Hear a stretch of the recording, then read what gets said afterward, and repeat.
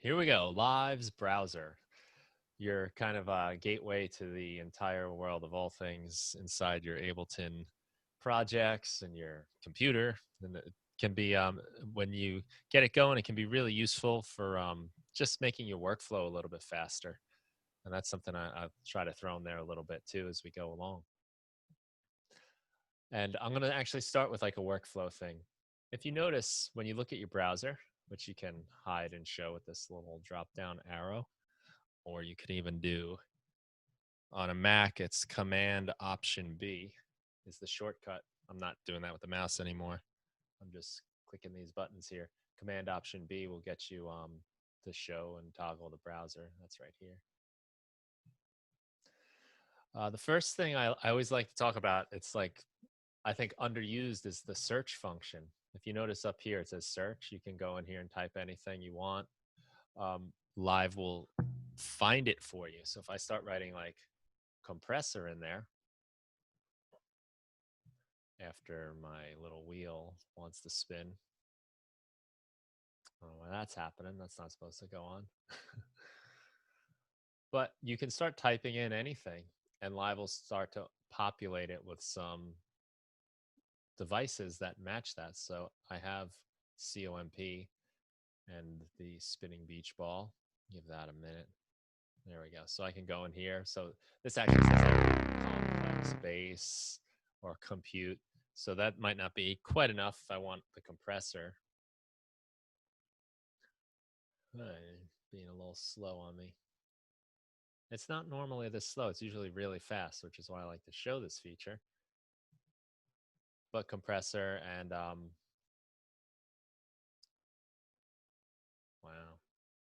Here we go. I'm going to click on all results down here if it will let me. And then we start getting some different devices. So this will be all results, anything in my entire library.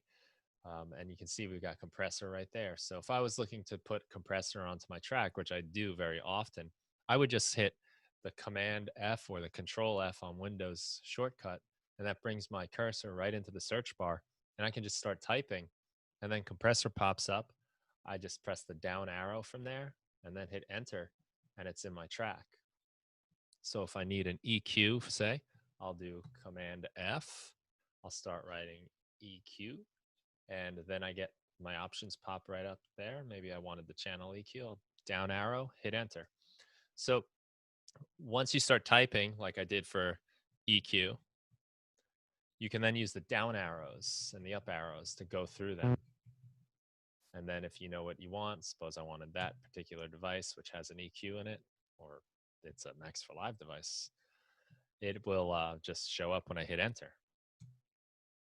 So this little trick, I think, is so important because it can save you a lot of time. If you're able to save, let's say it's 5 seconds compared to like going in here, let's clear out the search, and then searching for compressor and dragging it down.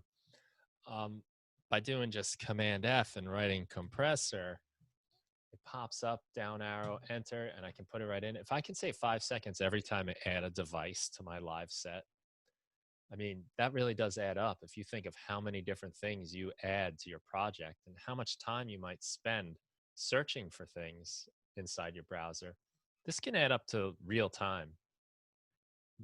Minutes, 10 minutes maybe, if you spend like 2 or 3 hours working, and then that time over the month, over the year, you're talking like a couple days worth of sessions.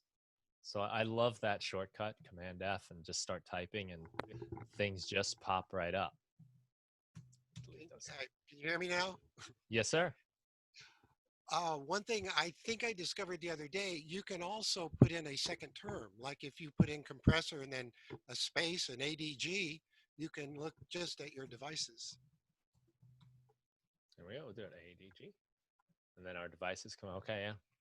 I've never used the prefixes like that, or the those won't be prefixes. Extension Yeah, files. right. I've never done that. That's a great little tip. So that shows those files. You could also click on audio effect racks or MIDI racks or whichever category you want. We'll get to the categories in a second. But when you do Command F, it automatically does all results, which gives you anything. And then typing in ADG is a good idea. A thing I like to do is not suffix, but prefix. I might, if I type BF, a lot of my presets, let's see, bass, I start writing BF bass, and now I got my presets that I've named with BF start showing up. And these happen to be like a bunch of my bass sounds. So I can find the one I want. Maybe it's that one, we'll say. Hit enter, and there it is. Ready for action. So you can actually name things with certain prefixes so that you can find them a lot faster. And you can also use the suffixes, which I never thought to do. That's a great. Yeah, and you don't even really have to use a prefix. I just tag my initials on the end with dash Mhm. and then my initials, and Right. it searches the whole string so that The whole when I put title. dash JM and then ADG, I can see all of the devices that I've customized or named that way. Yeah. Yeah, that's great. I mean, and I can do the same, right? ADG.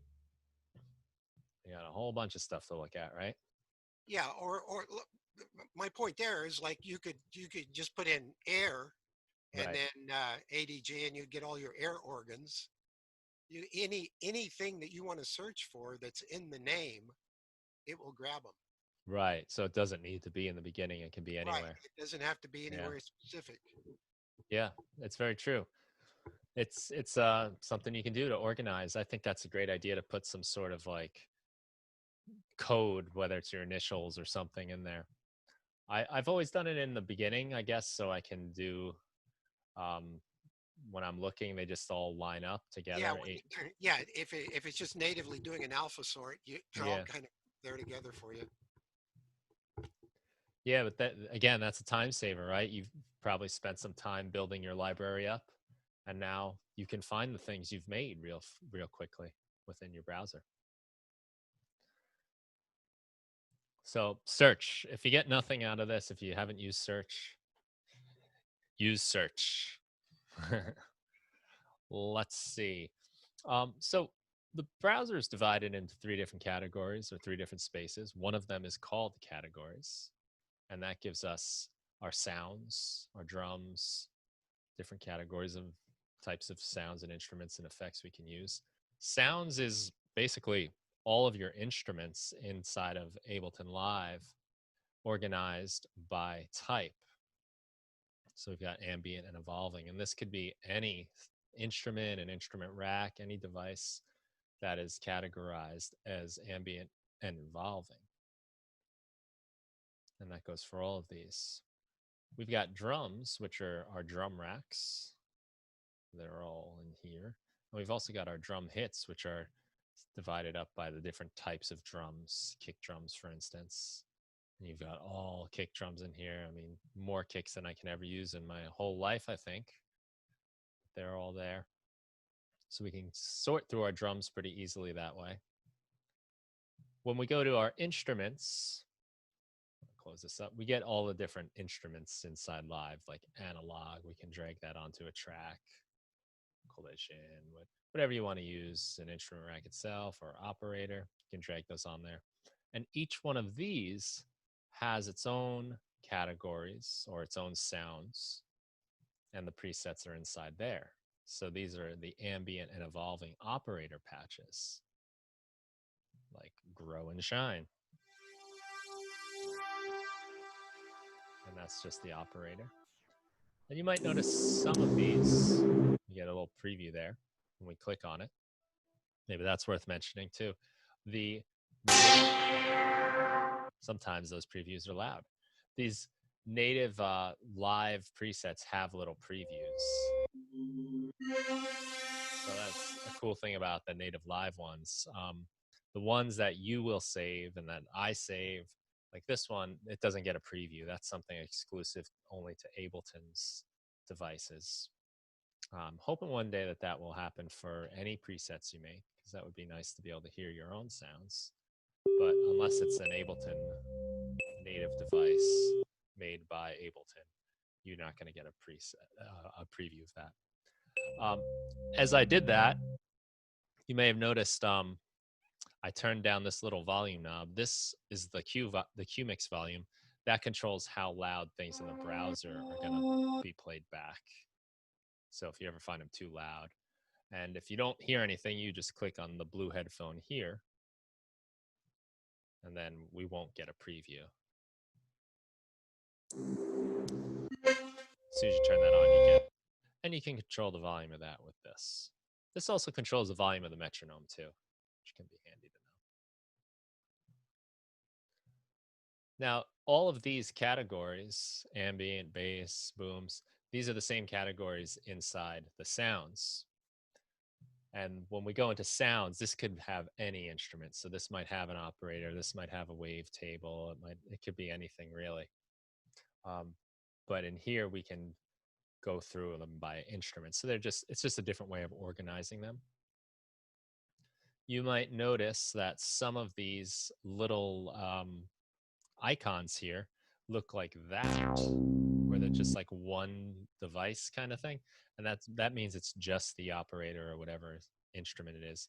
But when you have this kind of like two box thing, that would mean that we have a instrument rack or a device group, which is what that stands for, Ableton Device Group. So if you're just looking at these and you're not sure which are the racks and which are just the operator presets themselves, you can figure that out just by looking at the icon. That's kind of helpful.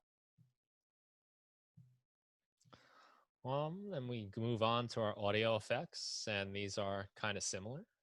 We've got all our different native live devices, and then we've got also some different categories, the way things are organized here too. Some of them have them, some of them don't. MIDI effects. I don't think there are any category. I guess chords has the category, but I don't think there are too many categories in the MIDI effects. Just kind of the presets there.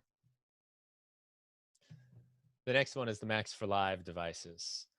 And this is almost like a recreation of the live devices here inside. So it just keeps all of the Max for Live stuff organized together. You got your audio effects, which I have far too many. And then your instruments and your MIDI. We get plugins. They're divided up by audio units, VST, VST3. You can go into your, file folder, plugins right here in preferences, and you can set the custom folder if you need to. You can decide where you want to save some of these things, or if you even want to use them at all, you can turn off audio units, for instance, and now they don't show up. So I don't even deal with them.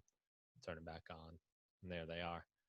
And then there's this rescan button, which will rescan your computer for any new plugins. So suppose you downloaded something, maybe an update or something new, and you still have Live open, you can rescan and it'll look for that new plugin or any new plugins. This way you don't have to close down Live to have Live rescan when Live first opens. So every time Live loads, it does a quick scan of your plugins. We've got a clips area where we can store clips. And these are Ableton Live clips. You can drag them right onto a track. And there they are, ready to go. And they will also, see if I've got anything that has a device on it. If there are devices associated with those clips, they will bring those up too. So this particular one, Squirrels, has a bunch of devices that are in this. It's amazing. And then samples are your audio files. And you'll have a lot, I'm sure. I got quite a bit, and you can click on more to get through even more of them. So I guess it's showing me the first 10,000, and there's 67,000 of them. A lot of audio files to work with. And that's the categories area right there.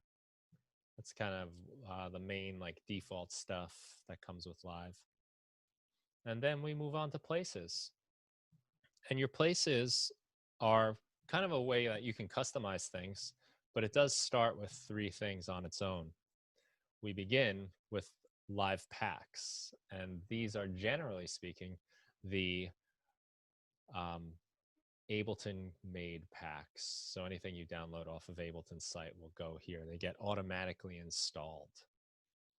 And that is a feature generally left to Ableton themselves, though some people in this very chat have figured out ways to get your own devices to load up in there, but it's not an officially supported. It's kind of a hack. So basically, any pack that you get from Ableton will show up here, but any pack you get from anyone else or any that you create will have to be installed somewhere else. But from here, you can go and update your packs or download any packs that you get from Ableton. Right here, you can do it all within the browser, which is pretty cool. So you don't have to go online into Ableton's website. You can do it right from here. And sometimes there's updates. I don't know if I have any updates, but if you have them, it'll say update available, and you can click on that and download the update. And it'll do that all in the background. Your user library is where you save most of your stuff, your presets. I think I have a couple extra folders that you might not see, but you have any Eclipse files that you make on your own, you can save in the Eclipse folder. There's defaults, which we'll get to in just a second. You can save your own groove files. And we've got presets. So these are like a recreation, really, of this instrument's audio effects, MIDI effects. All of your presets that you make would get saved in here. And you can recreate these files that you see in the sounds area. If we look at sounds, we got ambient, evolving, bass, booms. You can recreate that inside these folders and organize your presets into those folders, and then they'll show up on the categories area. So if I go into sounds, I should be able to find this AQ laser rise. I already forgot which one it was in. Ambient, evolving, sounds, and there it is. So it fits in that folder. And that's actually from a guy named Subaqueous. Makes some great sounds and does some great tutorials. Fellow Ableton certified trainer. And he does a similar thing with the AQ. That's his little initial thing, so he can find his stuff too. So we'll go back into our presets. Now, if you don't save them in these folders, and as I've done with many, I often have a hard time categorizing my sounds into specific sounds. Like a bass might be a bass sound if you play low notes, but then it could be a lead sound or something else when you play it higher. So I have a hard time committing to these classifications. So I just put them outside these folders inside the instrument rack. And when I go into my instrument racks inside here, they'll just show up after all the categories. A lot of stuff in there. Let's see. Go back up. We got our presets. That's a folder I made. Your samples. These are any samples that you might have when you save. Say you make your own instrument rack. You can save your own samples inside. Live will save those samples inside your library automatically for you, and this is where they wind up going, inside here. And there can be folders if you like too, but generally they're just kind of in there. And that's any samples for anything that's related to something you save inside your user library. It'll connect the samples there. Let me see here. I've created a folder called templates. So this is a really useful thing to do. You do have to make this folder yourself, and you can always add folders anywhere inside the browser by just right-clicking and doing new folder. And now you've got a new folder which you can name my folder, and now it's there. And I can start adding stuff if I want to.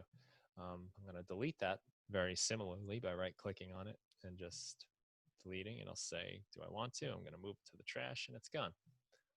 But if you create a templates folder, you can save Ableton live sets in here. And what will happen is when you open them, they will open with with no file name. They'll be called untitled. So this is important because let's say you have like an Ableton live set you've made. Maybe you set up some microphones, like this one. I mic'd up my drums. This is an Ableton live set where I mic'd up my acoustic drums. And you can actually click on the down arrow and you can see that we've got a track in here. It's actually a group track. And we can expand that.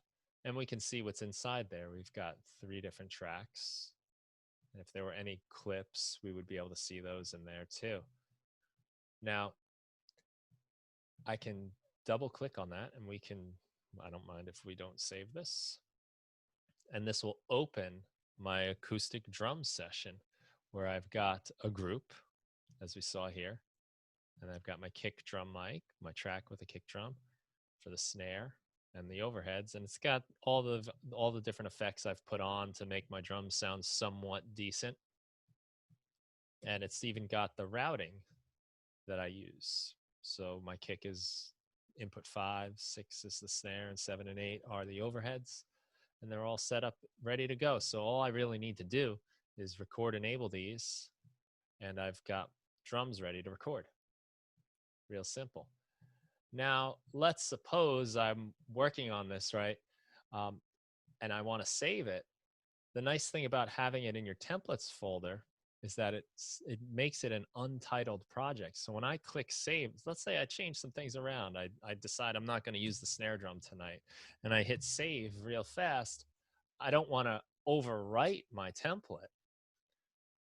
Fortunately, because it's in the template folder, it'll just ask me to save this project. Where do I want to save this live set? And I can save this wherever I want on my computer. So it's kind of like a safety. Did I hear something? Animus, was that you? I said that's a sick tip. That's very nice. I'm going to start doing that. I didn't realize it saved it as it opens it untitled when you do that. Yeah, it's really nice because ordinarily, if I go inside my Ableton folder and let's just open anything. Okay, sure, whatever this is. You'll notice when it opens, it's going to have the project title. Hope I didn't pick like and that's usually how I have my templates, but I like your method better. Yeah, right. Like say this was a template I wanted to use and I start moving things around, recording stuff, and then I hit save on accident without thinking to do like a save a copy as or save as. I would lose. Yeah, I've done that. Yeah. When you put it usually inside, backup saves me now, but I mean, not always. Yeah, the backup files. But still, that's like, who wants to even bother with that, right? Exactly. When you have a templates folder and you start, I got my, again, we'll just do the acoustic drums. Or I'll even show you this. This is what I do for the podcast. I just click on this. It's a setup ready to go to record my podcast. We can hear what it sounded like. I've got my mic, I've got the Zoom audio that gets recorded, and then I have another track in case somebody sends me their recording of their voice that they recorded on their end. I can use that to replace the Zoom. And I've got like the intro music is right here, and some outro music is on this one. I've got a group with an ozone on it that affects only the voices, but not the music, because I don't want to double master the music with ozone. So I'm just controlling the voices here. And it's marked as untitled. So I can start a new podcast, and when I'm ready to save, I click save. Now, if I wasn't taking this out of the templates folder, I would have just saved over my template. But since I'm using the templates folder, live will prompt me to save live set as. So that's a really handy tip. Yeah, that has saved me a lot. And it's very handy for little, I'm going to get out of here. Like I've got like this template for my drums, but one of the nice things about live sets is that you can drag these directly into your project. So I've got a project I'm dragging into my project. This one's called bass guitar. And this is a very similar idea. This is just one track on this project, but it's got a mic on this bass amp I have next to me. It's all set up, it's routed, and I even got a tuner on there so that I can tune my guitar. And if I wanted to bring in my guitar, I can just drag it in there. And I've got a similar thing going on here.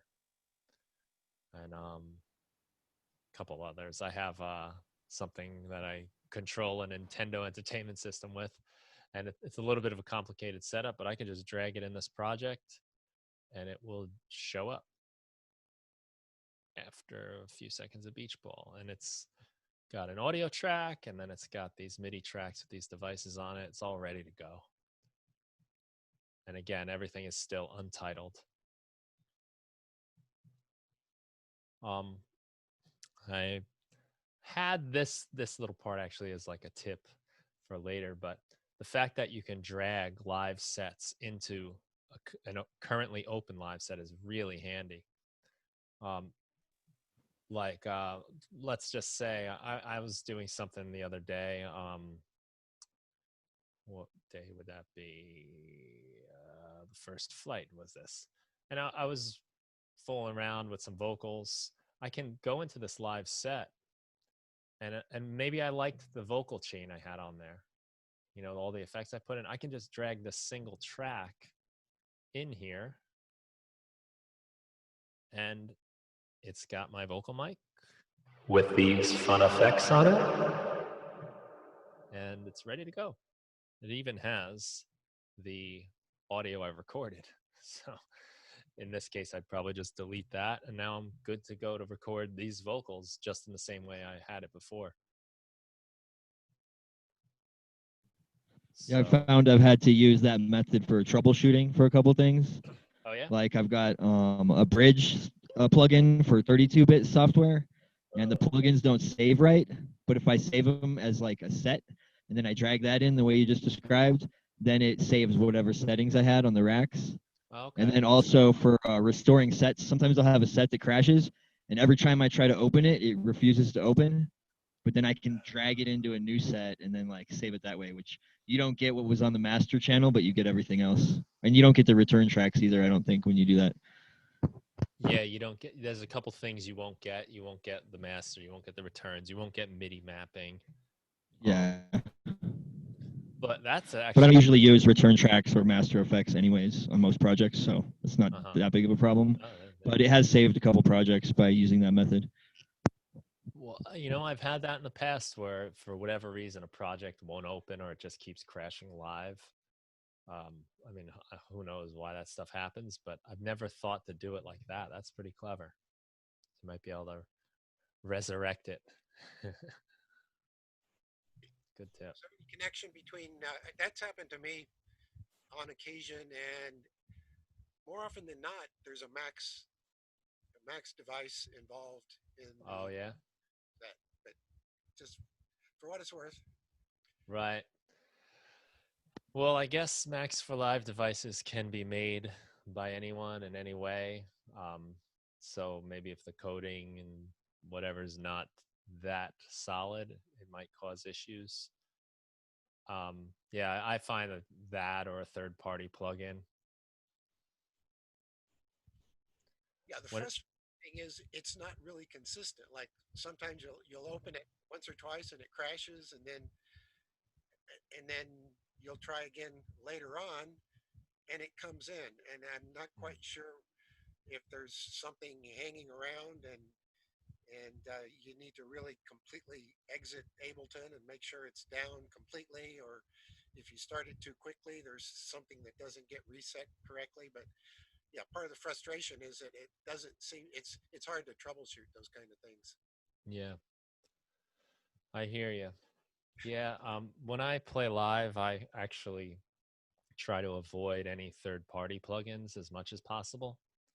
I just find the native live stuff is the most, um, consistent and stable. Robust. Yeah. But I mean, that's not to say stuff can't work, but maybe it's a peace of mind thing.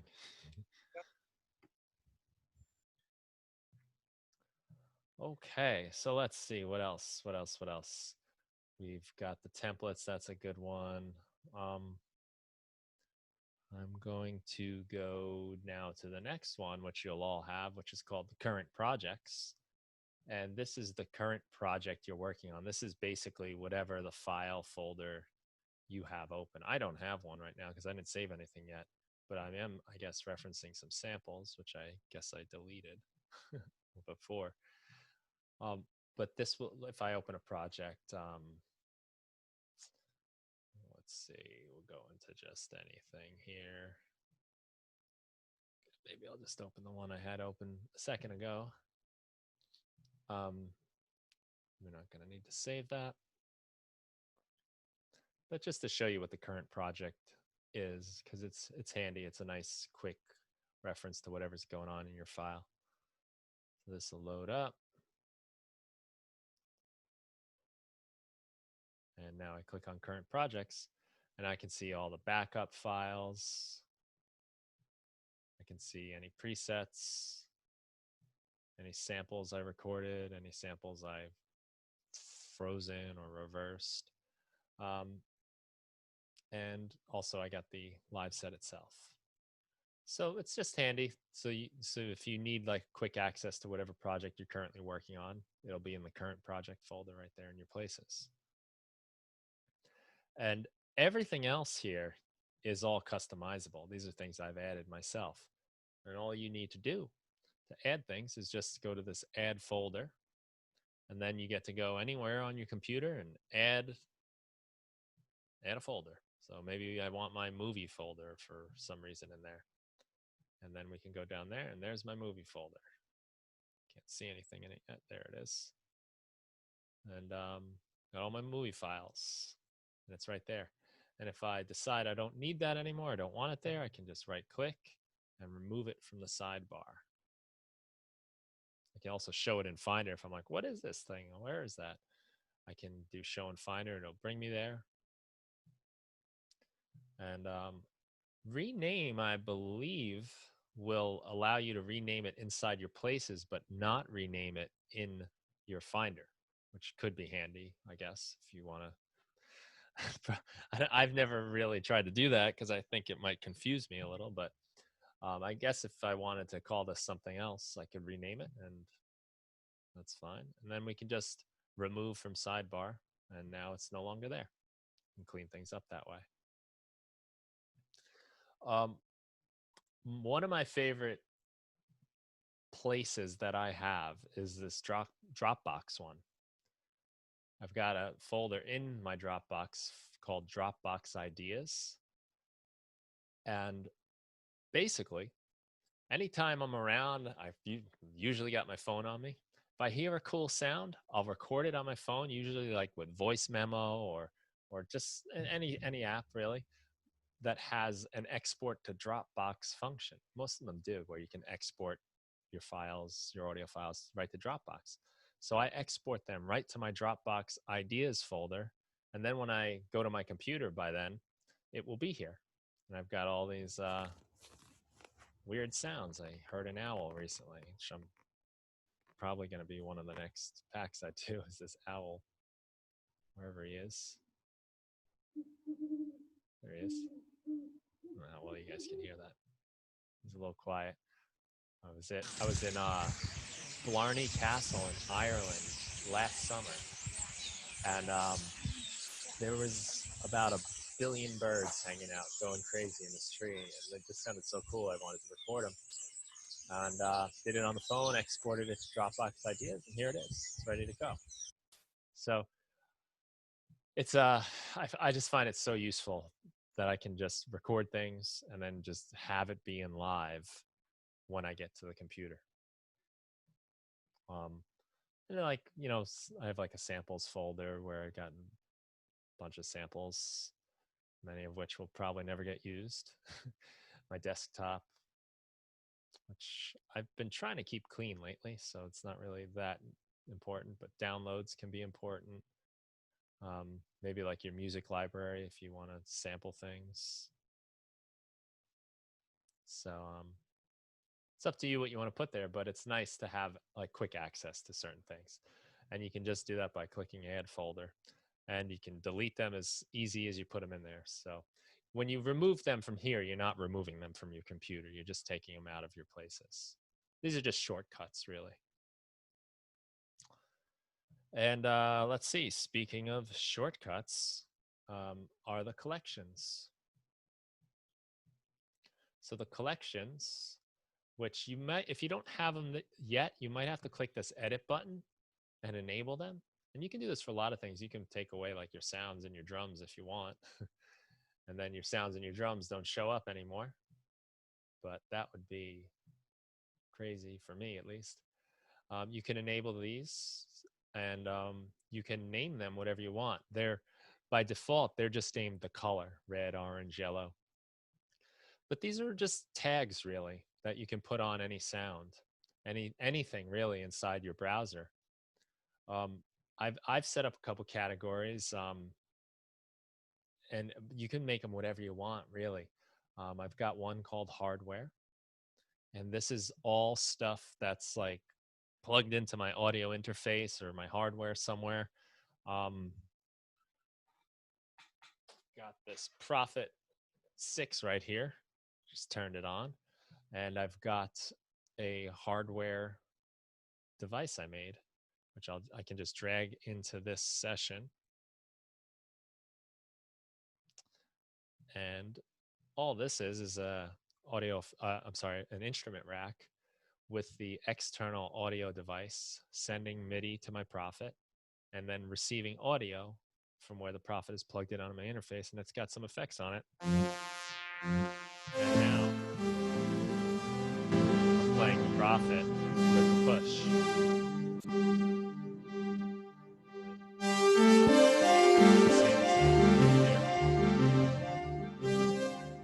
Effects I can use on here. So I've got one called hardware for like anything that gets kind of plugged into the computer, any outboard gear or synths. My bass guitar, as I had before, the drums are probably in here. There they are. So if I ever have anything, I want to access anything plugged into my interface, I categorize them as hardware. And this is a really handy category because I just know where all that stuff is instead of having to search for it. When you want to add something to your to your collections, you just go inside and let's see, we'll go into Max MIDI effect. ARP, for instance, I've added. You can see it's got a little yellow box here. You can right click and just select what you want it added to. FX.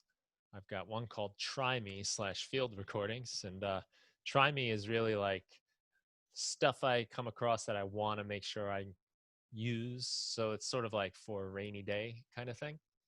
So I can put this ARP into Try Me. And then when I go into Try Me, it should show up right there. So I use this one for like, I need ideas, I'm not sure what to do, or I got something new that I haven't played around with yet. I'll put it in Try Me, and then when I'm bored or feeling adventurous, I'll take something out of here and play with it. You can also just add these by using the numbers on your keyboard. You'll see there's little shortcuts, 0, 1, 2, 3. They line up with the colors there. And 0 takes everything off. So if I hit my 0 key, my ARP is no longer anywhere. But I can just add it back in. I think I had 2, and I'm going to leave it in 7. Put it right there.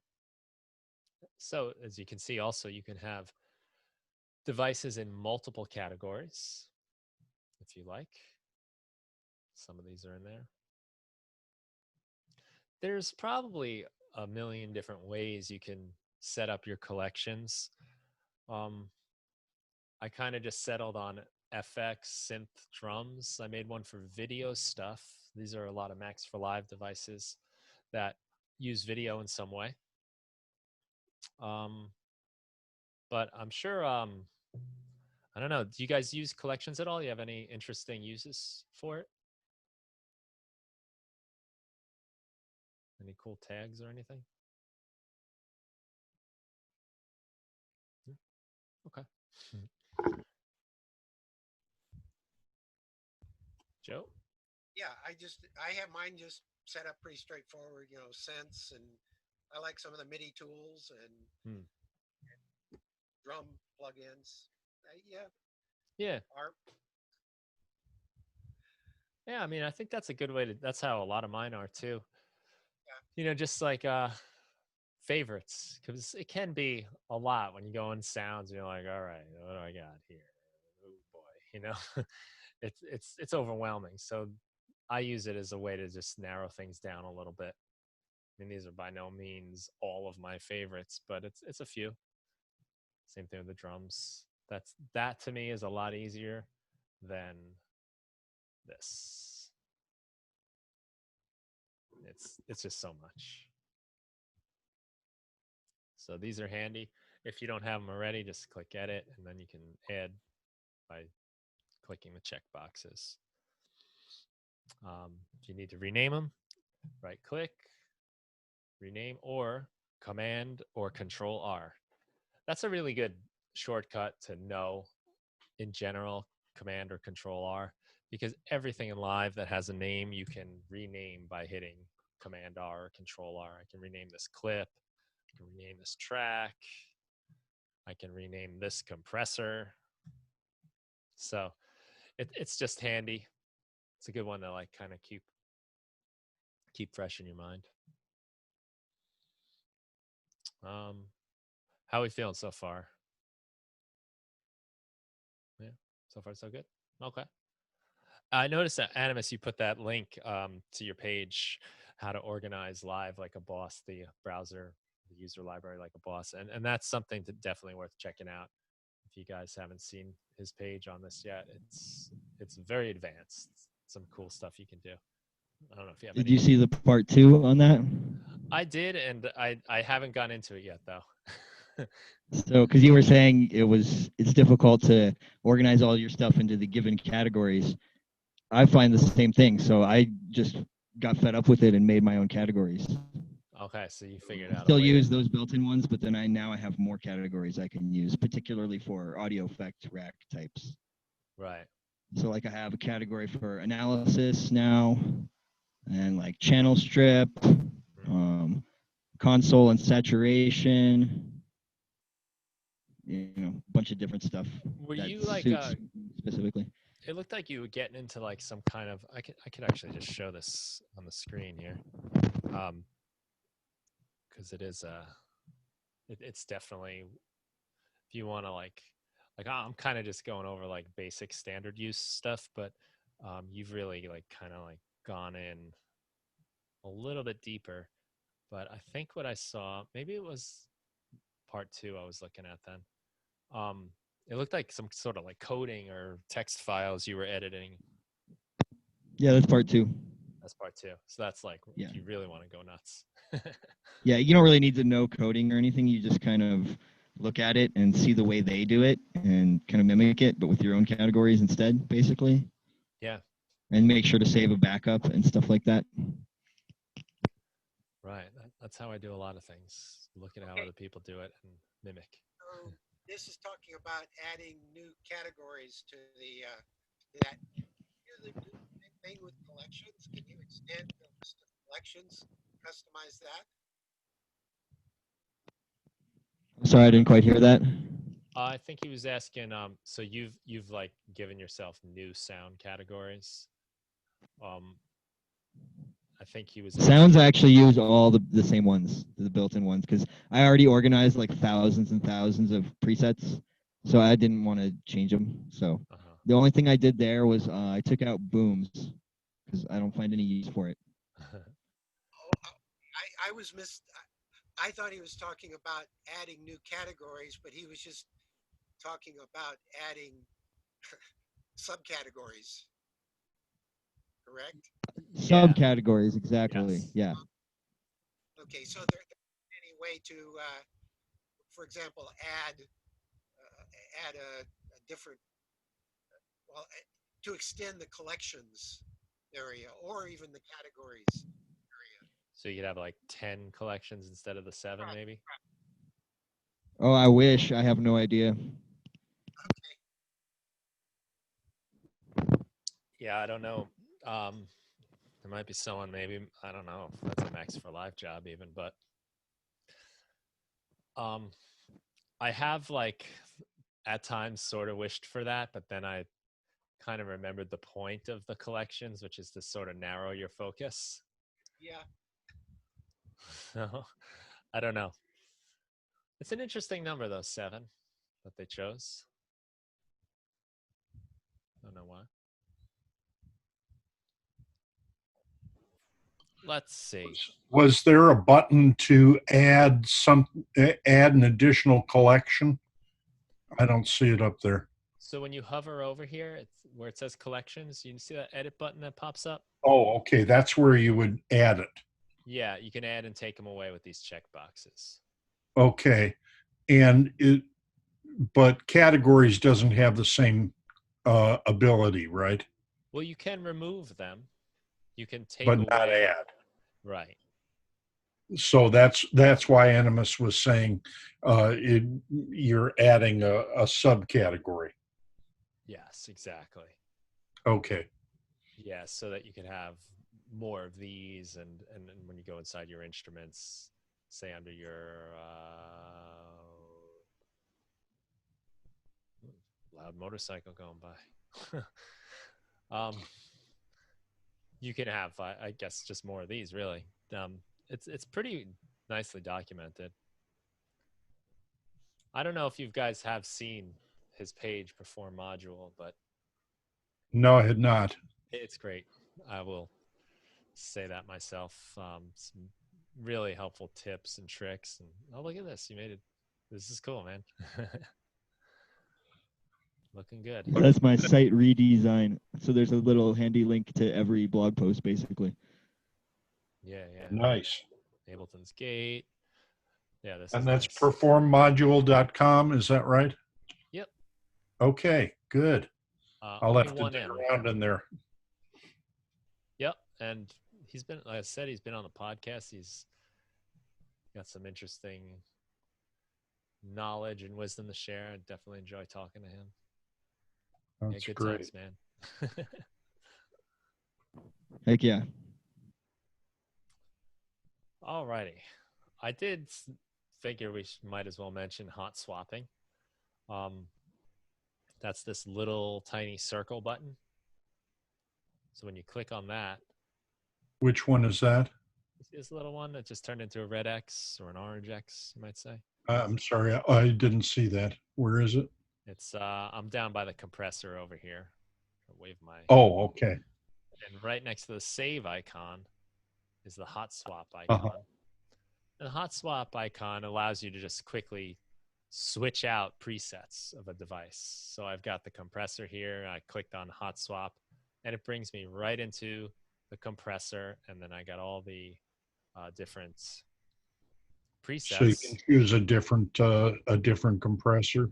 Yeah, and it's very quick. I can use the up and down arrows. I can go to gentle squeeze, hit enter, and it popped it in there. I can listen to it. I can then keep changing them just like that until I find the one I like. Great. That also does have a shortcut when you have the device selected. It is the Q key. So you can hit Q. As long as you have your, that might still work actually. Let's see. Yep, you can have the MIDI keyboard on for this one. You hit Q, and then you're in your compressor presets, and you can find what you need. If I was in EQ, and once I'm in hot swapping mode, any device I click on goes into hot swapping mode. So I can switch out my different vocal effects here from this project folder. It basically takes you to the folder that the preset is stored and lets you switch it out. I have these 808 sounds that came out this month. I click on this and it brings me to my preset folder, and I can try a different 808 sound for this.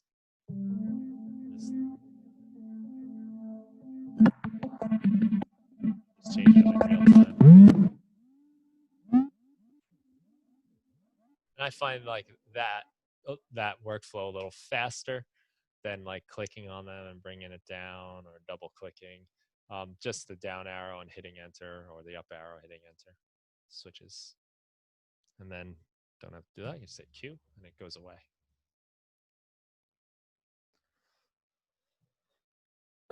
Let's see. I didn't talk about the defaults because I thought that might be like a good separate chapter. There is a folder called defaults in your user library. And this has to do with really a lot of like the default behaviors when you do certain actions. So I have got, I'm going to make a new audio track, right? From scratch. I can right click, insert audio track, or I can use that handy key command of Command T. And I make an audio track, and you'll notice that I've got a channel strip I made, an effect rack, and a utility that pop up automatically because that I've set that as my default audio track. In order to do this, you go to your audio track, you right click, and you do save as default audio track. And anything on that track will get saved and become your default every time you create an audio track. So if you have the volume down, if you have the send up, if you have devices, if you have clips, if you have audio, whatever it is, when you create a new audio track, it will have that default setup. So this, for me, I have mine set up just to have this audio effect rack, which is just a low pass filter and a high pass filter. I can open it up. So often I will cut out the high end, or especially I cut out the low end on anything that's not bass or drum or kick usually. And I've got a compressor ready to go because that's a pretty common action. And then the utility is there for a couple of reasons. Sometimes I might use the bass mono or want the sound to be in mono. But also I like to use it for volume automation. I had a conversation about this very recently. It might have been with you guys. But I find if I'm doing automation on a track, go into automation mode here, and I say I'm doing volume automation. You know, I do whatever I do, right? And then I decide like I want to lower the overall volume of this track. Once I do that, I override my automation. I've lost it. So what I like to do is rather than automate this volume control, I'll automate the gain control on the utility. So I can do whatever I want to this, right? I can delete this automation. And then if I decide that I need to turn this whole track down, but I still want these volume changes, I can just do that with this volume control. And all my automation sticks to my utility. That's just something I like to do. Makes mixing a little bit easier, I think. So that's all the stuff I have on my default audio track, because that's stuff I do very often. And again, in the interest of saving a few seconds here and there, if every time I make a track, I go to reach for like an EQ, close that out, and I need to bring EQ8 in there, and I'm like, all right, I want to cut the low end. I got to click that. I got to go here. All right. Like that took a lot longer than it just automatically being there and just turning this knob. So that might be 5-10 seconds each time I make a new track, which, you know, that can add up real fast. So any of your default tracks, you can do audio tracks, you can do MIDI tracks this way. They get saved under creating tracks. I got my audio track, and that's exactly what gets saved there. It's just, it's a live set with your track set up. And if I drag this on to a track, it's the same thing as creating a new MIDI track. Just create a new MIDI track, it's the same thing. So if you find yourself doing certain things over and over again when you create a track, this is something you might want to consider doing. Just right click on the title of it and Save as default MIDI track. You can do the same thing with your audio devices. So when we look under here, it says default audio effects. I have a few that I've set up my own default for. So let's see. I got reverb. We can look at reverb. Normally has the quality on economical, I guess. I just have it set so the quality is on high. And then you just right click on the title bar, save as default preset. It's usually the last thing in the menu. And then it saves your reverb so that every time I put a reverb on, the high quality is already set. I think, what's another one? Glue compressor. I like the soft clip button on. So I just saved it with the soft button on. There's an oversampling, which is on too. But then that becomes my default. Not exactly sure what I did to EQ8, but I have a default for that too.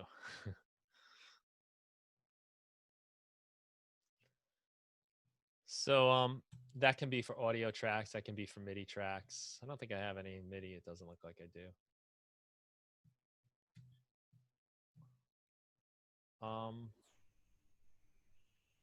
Brian, this has been very, very helpful to me. I've got to take off, but I want to thank you very much for hosting this. Oh, thank you for coming. It was good to have you.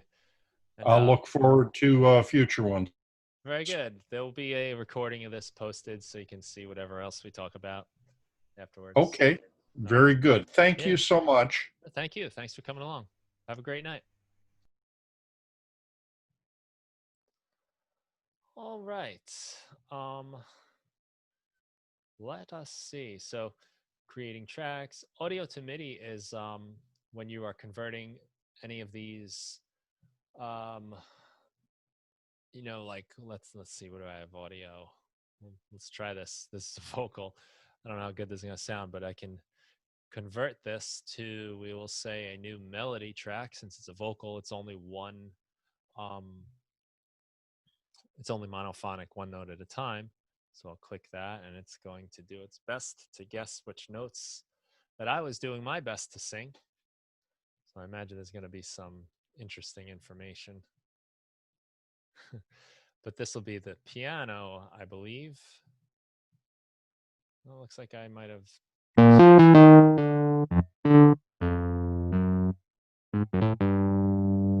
That's definitely not what I was trying to sing. But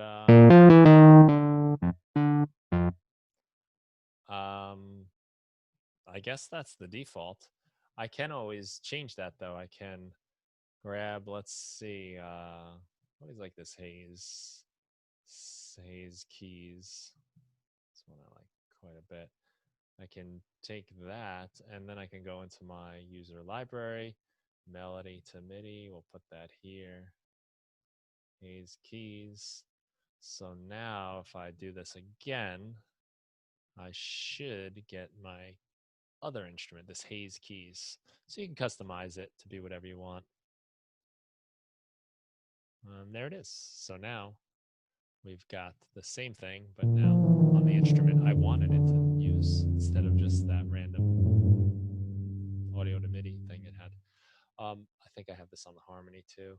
So I've got it on the harmony one. I'm just going to delete it out of here. Move the trash. Do I have anything? Let's just see what happens if I convert this to harmony. Even though it's only one note, but just to show how it works, the default I think is, no, it's that same thing, huh? It's that same harmony. Apologize for that. So I can just add my own sound in there. In this case, maybe I want that haze in there. I'll just option drag it in there so it makes a copy, and now it's in there. So that when I add that, when I do that function, I will get this. And same thing with the drums. You can add whatever drum kit you want in there. Otherwise, I think it does a 606 or a 909 by default. I kind of forget. Let's just find out what the heck, right? Drums to new MIDI. It's going to convert my voice. Sometimes this is a fun way to see what happens. Yeah, it's a 606 kit. You know, like that was not a drum beat, but I'm telling live it was, and it's going to make a guess. And let's just see what we got. You never know. You might get something cool that you can then experiment with and go in a much different direction than you ever anticipated. Not in that case, though. And I think that closes out our defaults here. Talked about dragging live sets into other live sets. Talked about that too. This isn't necessarily connected to the user library or the browser necessarily, but I still think this is just so helpful. The fact that you can name your inputs and outputs on your audio devices. So I've got a 28 in Focusrite here. I've got 8 channels plugged in, and I've also got 2 ADAT things connected. So I have like 24 channels going in. You can go inside your inputs and configure them. So I've got this set up where track 1 is this microphone, this Heil. Track 2 is either a lav mic or a guitar plugged directly in. And I've just labeled them. So whatever I have plugged into those inputs and outputs, I've labeled here. And this makes it a lot easier when I go to create a new track. I need to show my inputs and outputs. So let's say I got this track here. I want to connect something to it. Everything gets labeled so I can see what it is. I'm like, I know I want to do that profit, say. There it is. And then I can play the profit. And it's just there for me. It saves me the trouble of either going behind the interface and figuring out where the wires are going or having a separate piece of paper somewhere. Having this stuff labeled is super handy. And you can do the same thing with the outputs too, so you know where all your outputs are going. That's a real big one. That's saved me quite a lot of time.